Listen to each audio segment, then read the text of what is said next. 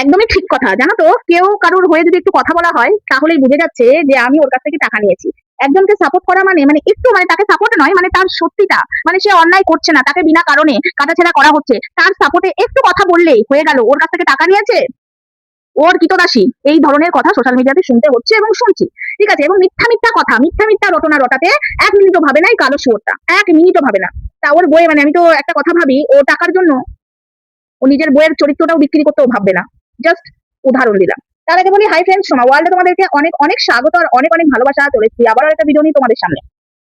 সত্যি কথা জানো বন্ধুরা, কিছু মানুষ সত্যি কথা নিতে পারে না, ন্যায্য কথা বললে নিতে পারে না, তোমার বদনাম রটাবে। যে কালকে লাইভে সব বদনাম রটি বেড়াচ্ছিল না, ওর যদি কলারটা ধরি, ঠিক আছে, ওর 14 গোষ্ঠীর যদি কলার ধরি, ঠিক আছে, ওর 14 গোষ্ঠীর কলার ধরে যদি আমি প্রমাণ চাই যে তুই যে কথাগুলো বলেছিস দে, ওর 14 গোষ্ঠী কেন, ওর মানে তার 3 গোষ্ঠী কেন একটা প্রমাণ দিতে পারবে না? কারণ ওই মিথ্যা কথা বলতে তোর তো দম নেই। ঠিক আছে, ওর 14 গোষ্ঠী প্রমাণ দিতে পারবে না। ক্যামেরার সামনে এসে সোশ্যাল মিডিয়াতে মহিলাদের চরিত্র বিক্রি করে, মহিলাদের চরিত্র নিয়ে কথা বলে, মিথ্যা মিথ্যা রটনা রটিয়ে বেড়ায়। ওর 14 গোষ্ঠীর কলার ধরে যদি আমি জিজ্ঞাসা করে, তুই যে কথাগুলো বলেছিস প্রমাণ দে, একটারও প্রমাণ দিতে পারবে না। তাহলে ও দিনের পর দিন মহিলাদের চরিত্রের চচ্চড়ি করবে আর আমরা চুপ করে সহ্য করবো। আজকে সুতপার হয়ে দুটো কথা বলেছি বলে আজকে আমাকে বলছে পালিয়ে পালিয়ে বেড়াচ্ছে। Point to be noted. আমি যদি পালিয়ে পালিয়ে বেরোই তাহলে আজ আমি ক্যামেরার সামনে আসতাম না, আমার এই গলার জোরটা থাকতো না। আর একটা কথা, আমি নাকি ক্ষমা চেয়ে চেয়ে বেড়াচ্ছি। আমি যদি ক্ষমা চেয়ে চেয়ে বেড়াই তাহলে আমি ক্ষমা চাইতে গেলেই তো ধরা পড়ে যাবো। তাহলে পালিয়ে বেড়াচ্ছি কে? এই শব্দটা আসে কি করে? আসো, আমি কি চোর না ডাকাত যে আমি পালিয়ে বেড়াবো? হ্যাঁ, আমি পালিয়ে বেড়াবো? তোর দেখে মনে হচ্ছে আমি পালিয়ে বেড়াচ্ছি? জুতো খুলে তোর 14 গোষ্ঠীর মুখে মারবো। তাহলে শিক্ষা দীক্ষা তো কিছু নেই। কর্মস্থলে যে মহিলাদের চরিত্র নিয়ে কথা বলিস, তোর লজ্জা লাগে না?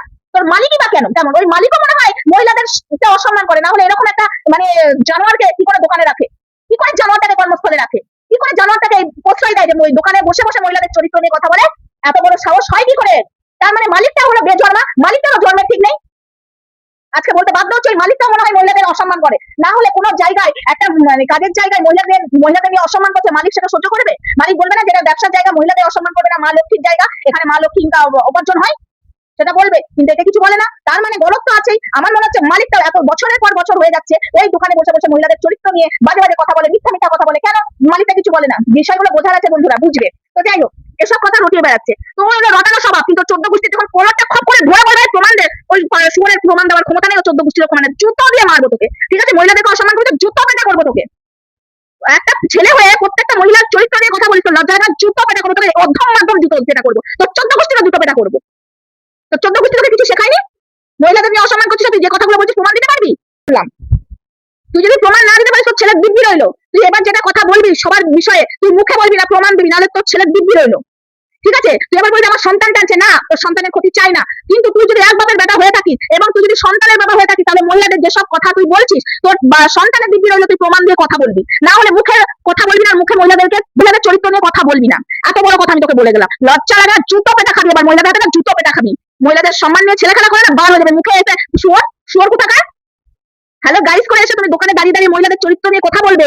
যেই কিছু একটু বলা হয়েছে সেই গায়ে লেগে তুই বলে যাচ্ছিস কি করতে? তোকে এত বড় সাহস কে দিয়েছে? তুই প্রত্যেকটা দিন এসে মহিলাদের চরিত্র নিয়ে কথা বলবি, যাকে দিদি বলিস তাকেই কালকে তার চরিত্র নিয়ে কথা বলিস। তোকে এত বড় সাহস কে দিয়েছে?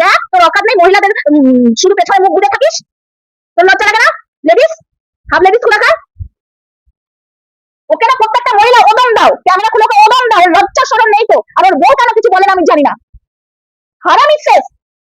আর এই যে 63 বুড়ি আর এই 49 ওকে মদত দিতে, 63 বুড়ি তো মানে চরিত্রের চচ্চড়ি করে দিয়েছিল। 49 তো চচ্চড়ি করে দিয়েছিল। কালো হাঁটু কে এনেছিল মার্কেটে? কে এনেছিল কালো হাঁটু? 49 নামটা কে দিয়েছিল? ক্যাপসুল নামটা কে দিয়েছিল রে? এই যে কালো শুয়োর।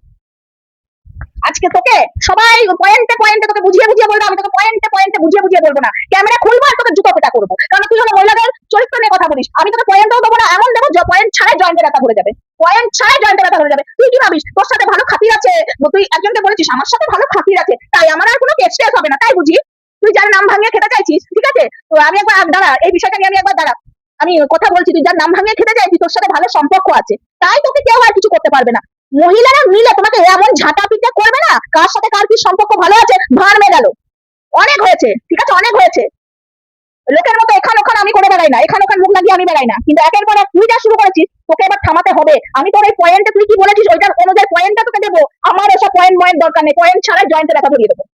পয়েন্ট ছাড়াই জয়েন্টে ব্যথা ধরিয়ে দেবো, ঠিক আছে? অনেকে বলে না পয়েন্টে দেবো জয়েন্টে ব্যথা ধরবে, আমি পয়েন্ট ছাড়া জয়েন্টে ব্যথা ধরাবো। দেখ এবার তুই। তো চলো বন্ধুরা, ভিডিওটা এটুকুই ছিল। একে নিয়ে আর বেশি কিছু বলবো না, ভিডিও আসবে অন্য ভিডিও। সবাই ভালো থেকে সুস্থ থেকে জুতো পেটা প্রত্যেক দিন করবো। ক্যামেরা খুলবো আর জুতো